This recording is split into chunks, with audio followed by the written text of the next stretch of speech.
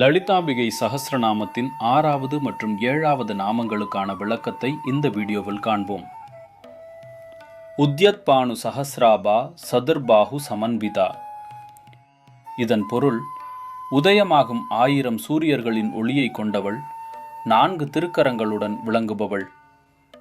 முதலில் 6வது நாமம் உத்யத்பானு சஹஸ்ராபா. இதன் ஆழமான பொருளை பார்ப்போம்.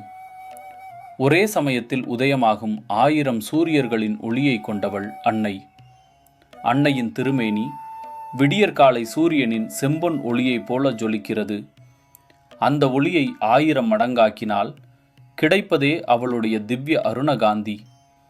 இந்த சிவப்பு தங்க நிறம் அவளுடைய கருணையையும் அளவிட முடியாத தேஜஸையும் குறிக்கிறது. உதய சூரியன் இருளை அகற்றுவது போல அவளது ஒளி பக்தர்களின் அஞ்ஞான இருளை அகற்றுகிறது. அடுத்ததாக 7வது நாமம் சதுர்பாஹு சமன்விதா. இதன் பொருள், 4 திருக்கரங்களுடன் விளங்குபவள் அன்னை லலிதாம்பிகை.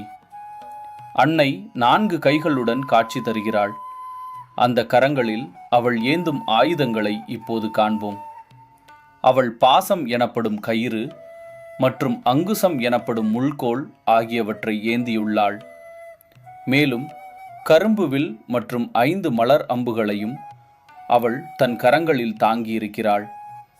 இந்த 4 கரங்கள் அவளுடைய ஈஸ்வர சக்தியையும் 4 திசைகளிலும் அறம் நிலைநாட்டும் ஆற்றலையும் குறிக்கின்றன.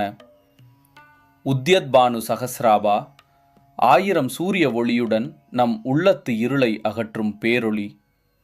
சதுர்பாஹு சமன்விதா 4 திசைகளிலும் தன் அடியவரை காக்கும் தாயின் 4 கரங்கள்.